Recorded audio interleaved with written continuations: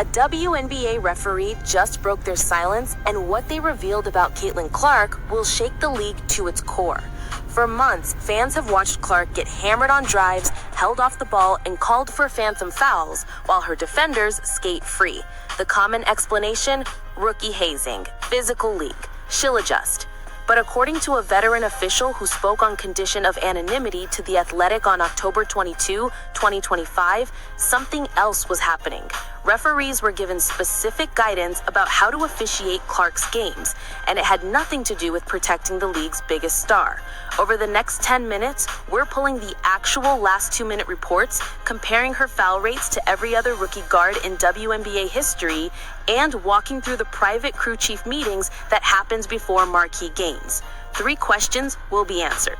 What did referees actually say about officiating Caitlin Clark? How did the numbers prove she was treated differently?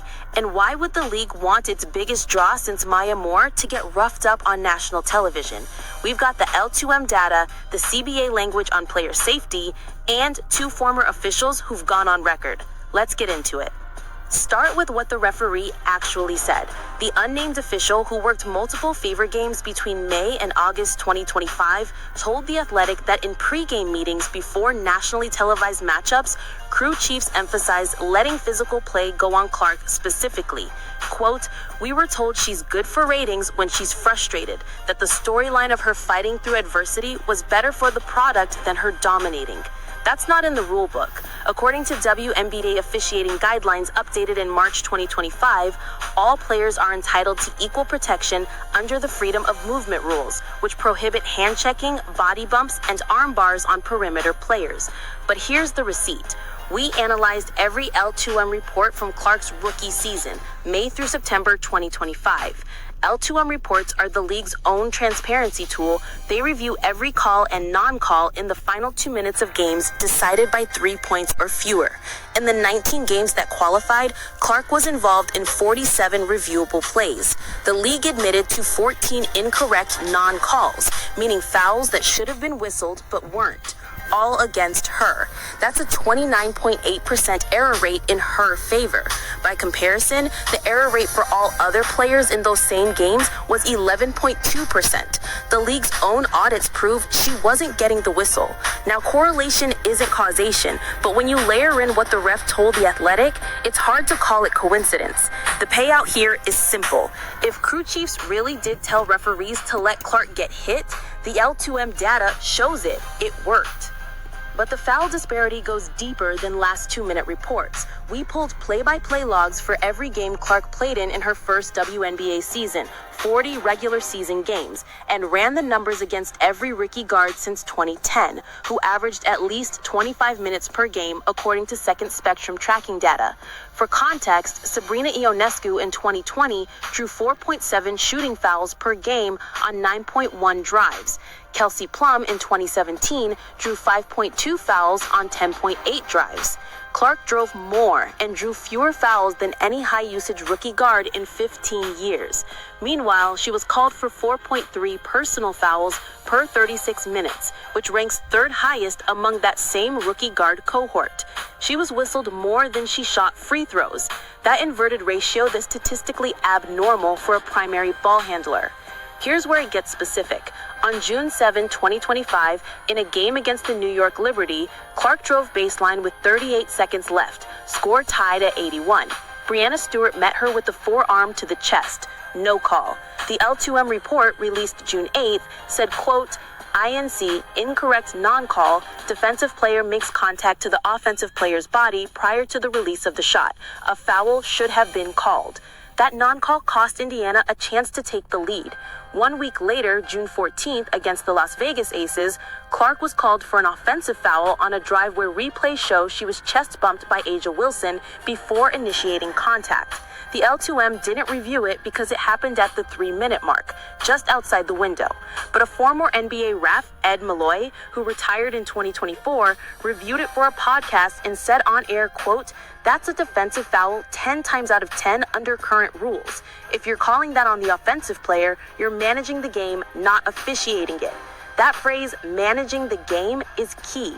It suggests referees were tasked with shaping a narrative, not just enforcing rules. And if the anonymous official's account is accurate, that narrative was adversity over dominance. Why would the league do this? Let's connect the money. Caitlin Clark's debut season generated a 48% ratings increase for ESPN's WNBA telecasts compared to 2024, per Nielsen data released September 2025. Her jersey became the top seller in league history, moving 340,000 units by the end of August. Per Fanatics, Eden Favorite attendance jumped from an average of 4,067 fans per home game in 2024 to 16,820 in 2025, nearly quadrupling revenue. But here's the tension. Her success threatened to overshadow established stars. According to a league source who spoke to ESPN on October 10, 2025, multiple veteran players and their agents complained to the league office in June that Caitlin Clark was receiving preferential media coverage and that it was, quote, bad for the collective bargaining position of other players. The WNBA's current CBA, signed in 2020, expires after the 2027 season. Players are pushing for a larger revenue share, currently capped at 50% of league revenue under Article 28, Section 4. If Caitlin Clark becomes the face of the league too quickly, the argument goes, other players lose leverage because teams and sponsors can point to one player driving growth rather than a deep talent pool. So the league had a choice: protect its breakout star or protect the veteran power structure that will negotiate the next CBA. An anonymous WNBA executive told The Athletic on October 23, "We didn't want Caitlin to look too good too fast. It sounds ridiculous, but if she's unbeatable, the narrative becomes she's the league, and that kills our bargaining power in 2 years." This is the smoking gun. The league admitted off the record that managing Clark's on-court dominance was a strategic decision tied to labor negotiations. Allowing physical play that slowed her down wasn't a bug, it was the feature. The referees became the tool, and according to the whistleblower official, they knew it. The payout here isn't just about one player. It's about a league choosing institutional power over star power, even when the star could make everyone richer. Let's get into the CBA language because it exposes just how far the league bent its own rules. Article 12, Section 3 of the 2020 WNBA Collective Bargaining Agreement requires the league to, quote, maintain a safe playing environment through consistent enforcement of playing rules designed to protect player health and safety. The freedom of movement rules, updated in March 2025, explicitly prohibit hand-checking, body bumps, and arm bars on perimeter players. Those rules exist because guards like Clark, who handle the ball on nearly every possession, are vulnerable to repetitive contact that can lead to injury. But here's the contradiction. If referees were instructed to allow more physical play on Clark, as the whistleblower claims, the league violated its own CBA. A sports labor advocate, Michael McCann, who teaches at the University of New Hampshire School of Law, reviewed the CBA language and the L2M data for this video. His take, posted on X on October 24, 2025, quote, if the WNBA intentionally directed officials to enforce rules inconsistently based on a player's marketability or CBA strategy, that could constitute a breach of the duty of fair representation. Clark or the Players Union could theoretically file a grievance. The Players Association hasn't commented publicly, but according to a source close to the union, internal discussions began in late September after the L2M discrepancies went viral on social media. The union is reportedly weighing whether to file a formal complaint with the league office or wait until CBA negotiations begin in 2026. Either way, the legal exposure is real. If the league knowingly created an unsafe environment for its most visible player to serve a collective bargaining strategy, they didn't just break their own rules, they opened the door to a lawsuit. The payout is this: the WNBA's decision to let Clark get beat up wasn't just unethical, it might have been illegal under its own labor agreement. Now let's address the elephant in the arena. Why didn't Clark or the Fever push back harder? According to team sources who spoke to the Indianapolis Star on October 19, 2025, Fever head coach Christy Sides raised concerns with the league office in July after 3 consecutive games where Clark shot fewer than 4 free throws despite being fouled on drives that were visible on replay. The league's response, per the Star, is that officiating is subjective and that the Fever should focus on playing through contact. Translation: Deal with it. But here's the calculation. Clark is a rookie on a 4-year deal worth $338,566 total per spot track, the league minimum under the CBA's rookie scale in Article 8. She has no leverage to publicly criticize officiating without risking fines under the league's player conduct policy, which allows penalties up to $10,000 for public criticism of officials per Article 35, Section 6. For a player making $76,535 in year one, that fine would be 13% of her salary. Meanwhile, her endorsement deals, including Nike and Gatorade, are worth a reported $28 million over 4 years per Forbes in August 2025.